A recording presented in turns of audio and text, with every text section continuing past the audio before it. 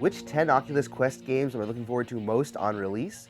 That's what we're talking about today on BMF, and we have prices. Matt here for BMF. Excuse my voice, and I've got some sort of allergy or cold thing going on, so bear with that today. Today on BMF, we are talking about the top 10 games I'm looking forward to the most on release date for the Oculus Quest. And we actually have official prices. So as I go through this list, I'll give you the games and I'll give you the price that it's going to be on release day. If you enjoy virtual reality, technology, or filmmaking content, don't forget to subscribe to our channel and follow us on social platforms. We want to be your go-to shop for virtual reality, filmmaking, and anything technology. As a passion of ours, we want it to be a passion of yours as well. So as I mentioned, today we're going to be talking about the top 10 games I'm looking forward to the most on the Oculus Quest for release date. Some of these games are ports, but what I'm going to do is I'm going to start at the most expensive and work my way all the way down to the $9.99. First up is Journey of the Gods, which is $29.99 in US dollars. Journey of the Gods is a stylistic RPG action-adventure game from the first person. It has a very similar art style to Zelda and the Wind Waker. I love this type of game, especially in the first person. I think it's going to be a lot of fun. All of the gameplay footage that I've seen shows that it has very similar RPG mechanics as we're used to, but it makes good use of the tracking and of the motion controllers. I'm excited to start questing in this game, building up my character, earning loot, and seeing exactly what the storyline of this game is. I think this style of game is perfect for the Oculus Quest platform with the ability to, as again I say this all the time, tetherlessly move around. I'm really excited for this. I love this kind of game. I think that it's going to be a lot of fun to play. Picking up loot, there's cool mechanics to it I've seen, becoming essentially a god where you're taller, you can grow trees and shrink them. I think it's going to be really cool. It is $29.99, but that's really the highest priced item that I've seen in the list. There's one that's a little bit higher, and I can't remember which one that was. But it tops out around $30, which is actually pretty good for a brand new platform. A lot of people are used to paying $60, so having the price range at $39 or $29.99 rather is actually pretty good. The next up on the list is Robo Recall, which again is $29.99 US dollars. Now this is obviously a port from Robo Recall on the Rift, but I'm still really excited for this. The opportunity to try this out on that tetherless platform, as I continue to mention that, is going to be really cool. I've seen very little of what the graphics actually look like. Most of what that they've shown has just been quick clips, so I'm kind of excited to see what happens. But as we'll talk about in a minute with another game on this list, the trailer was just released and I saw some gameplay footage on the Quest, and the graphics were a lot better than I even expected them to be. So I have hope for Robo Recall that it's going to be a lot better than people are actually expecting it to be. I'm excited to be tearing some robots to pieces and some awesome bullet time and throwing bullets back in Robo Recall completely tetherlessly, and that again is $29.99 as well. The third game on our list is Sports Scramble, which is $29.99 US dollars as well. When the Wii first came out, I used to love Wii Sports. It was simple, yes, but going bowling, playing different sports games with a motion controller was a lot of fun. When the PlayStation Move came out for the PS3, I loved their sports games because it's something fun about the mechanics when it comes to sporting games with motion controllers. In virtual reality, that is just even bigger. Now, we have Sports Scramble, which is kind of a mixed up, crazy game where you play different sports, but the ball or whatever you're using changes all the time. You could be bowling and using completely wacky things to bowl, and the bowling alley actually keeps switching from what I've seen, but it looks like a lot of fun. So Sports Scramble is another one I'm really looking forward to. I think it's going to be some wacky fun. I think it would be awesome if we could get a few people in the same room, if we could support multiplayer, local multiplayer, and have people in the same room with multiple headsets playing against each other. That just seems like a lot of fun. Number 4 on our list is Beat Saber, and that one also is $29.99 US dollars. There's not much that I really have to say about Beat Saber. Most people, if you know what virtual reality is, you know what Beat Saber is. There's nothing more fun than grabbing two light swords and swinging them in rhythm to music at cubes. So I think it's going to be a lot of fun on the Quest. Being able to spin around, jump around, duck, and move without having that tether to the back of your head is going to be freeing, and I'm excited to really give it a try. It's going to be a lot of fun to be able to play with the Beat Saber in a tetherless platform, so I'm really looking forward to that. The fifth game on our list is $24.99, and it is Superhot VR. If you've ever played Superhot, you know why I'm excited about this title. There's nothing better than slow motion gun battle, even in this super simple, stylized graphical environment, than what happens in Superhot VR.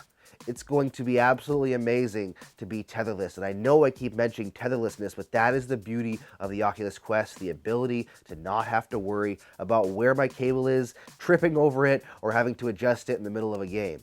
That is what makes me excited. The Superhot VR is just going to be absolutely amazing. I think that the graphical style is perfect for the Quest. I don't think we're going to see that much difference between what we see on the Quest and what we're experiencing on other VR platforms based on the simplicity of the graphics. But ultimately, for $24.99, it's going to be awesome to play Superhot VR on a tetherless platform, and I'm really looking forward to that. The next game on our list is Racket Fury Table Tennis, and that is $19.99 US. Growing up, I used to love playing ping pong. We had a ping pong table in one of the rooms of our house, and we would play it nonstop, and I got pretty good at it. So I'm excited to play this game. Sports translate really well into motion control and virtual reality. And table tennis is one of those ones that does a really good job. It's like going back to the Nintendo games like Mario Tennis. I used to love playing those types of games because there's just something awesome about batting a ball back and forth over a net with an opponent. So I'm looking forward to doing that in virtual reality. I've experienced that with motion controllers, and there's some games I've played that are similar in virtual reality, but yet again, they're not tetherless. So I'm excited to be able to create my space so that I have a safe area to move around inside of and move back and forth from each side of the table to try to whack this ball instead of trying to rely on leaning really far and staying in view of these cameras. So that to me is going to be awesome. I'm really looking forward to that coming out. There's another ping pong game coming out later on for the Quest that I think is going to be awesome as well, but this one is unique in the fact that you play as robots, so I think that's going to be a really cool and a lot of fun. Next on our list, we have another $19.99 US game called Shadowplane. This is an adventure puzzle game starring the wonderful Patrick Stewart, so I'm really excited about that. But this looks like an awesome game. Puzzle games is another thing that I think work really well inside of virtual reality because it adds another dimension to puzzle games. I love 2D puzzle games. I love physical puzzles. But when you go into virtual reality, I think that it adds another level of depth and allows you to really experience the puzzles, and it gives the creators and developers of these games more room to really play with your mind and allow you to see things in a different way. So puzzle games, I think, work really well for the virtual reality platform, and I'm excited to see this one on the Quest. In this game, you journey into a mystical land through an observatory to find a schoolgirl that went missing 12 years ago. It's an interesting sounding story. The graphics look very stylized, which again will work really well for the Oculus Quest, but I think it'll be really fun, and I think it's going to be one of those titles that stands out as something different for the Oculus Quest. And because it is releasing alongside of the Quest and it's not a reiteration of another game, it just shows the support the developers are going to have for this platform, and that we're going to get original content for the Quest, not just rehashes of old games. The next game on our list is Space Pirate Trainer, and it is $14.99 US. Now, this is a port from another game, but that doesn't mean that's a bad thing. This game stands up, and it is an awesome, fun wave shooter. Essentially, you're just shooting at waves of enemies coming in as you stand stationary, but the weapons are really cool. The way that the game flows and functions is just awesome. It kind of reminds me of the old classic Galaga, except for in virtual reality, and you have guns and other weapons instead of just shooting from a spaceship. But growing up, one of my favorite arcade-style games was the Galaga-type game, and it's just a wave shooter. So I'm really looking forward to this. Just the ability to hop in and play a few waves of this game is going to be a lot of fun. And again, I know I say this all the time, tetherlessly is key, along with the fact that I think that the graphical style of this will work really well, and the simplicity of some of it. We may not get as big of explosions and a lot of the textures, some of them in there, and some of the particle effects, but I think that overall, everything I've seen looks really good, and I'm excited to try it. The next game on our list is called Drop Dead Dual Strike, and it retails for $14.99 US. If you like the House of the Dead arcade games, then this game is for you. This is an on-rails shooter with zombies. So very similar to the old House of the Dead games, which I used to love in the arcade. I would spend all my quarters trying to get through those House of the Dead games. It was just a lot of fun.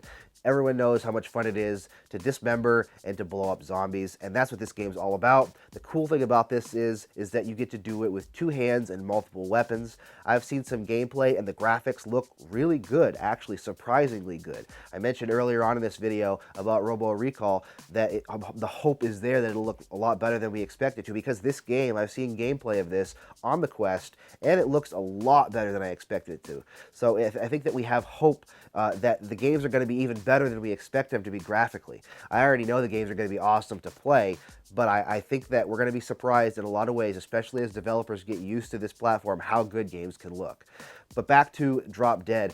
In this game, you're fighting against zombies to save the world, which is not a super original story, but that's not the point. It's all about killing and dismembering zombies. And you can do that using different types of weapons, guns, hatchets, pitchforks. So needless to say, I'm quite excited about this game. And last, but totally not least, on this platform is Vader Immortal. And the only reason it is at the bottom is because it is $9.99 and it is the least expensive game on our list. And I struggle to call it a game because it's more of a story and experience, which is exactly what I want to see on the Quest. More experiential content where we get to go and experience stories, interact with the environment, and have options to interact with what's happening, but we see an awesome story being told. I think that this is going to be a big selling point for the Quest, the ability to be able to throw a headset on and experience stories away from your computer. You could be on a trip, on vacation, and throw on your headset and be standing in front of Vader towering over you. But the cool thing about this isn't even the storyline. From what I've seen, it's what the mechanics can do, which makes me even more excited about what's going to come for the Oculus Quest in the future. Please give us a Jedi Academy style lightsaber battle game where we can battle with lightsabers in multiplayer online. That would be absolutely awesome, and I would love to be able to do that on the Quest. So there you have it. Those are the 10 games I'm looking forward to the most on release date for the Oculus Quest. There are other games coming out in the future that I'm looking forward to as well, but we'll cover those as more news and release dates become available. Thank you so much for watching this episode of BMF. If you like the content, please give it a thumbs up, and don't forget to subscribe and hit that bell icon for notifications. We're going to be continuing to release virtual reality content for the Oculus Quest and other virtual reality platforms in the future, so make sure you stay on top of that. Thank you so much for watching, and we'll see you next time.